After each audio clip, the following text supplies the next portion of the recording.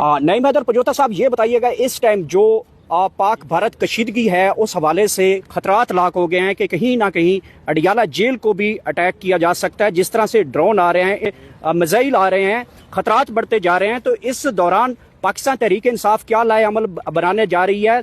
इमरान खान की ज़िंदगी को खतरात हैं। कारकुन इस वक्त सोशल मीडिया के ऊपर बहुत ज़्यादा जो है वो रिस्पॉन्स कर रहे हैं।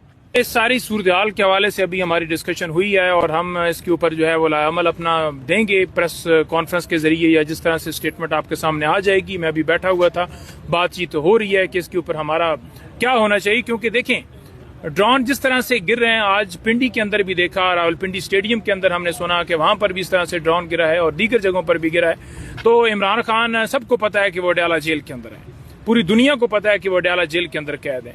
तो ये जो मोदी के यार हैं, हमें इन पे भरोसा नहीं है।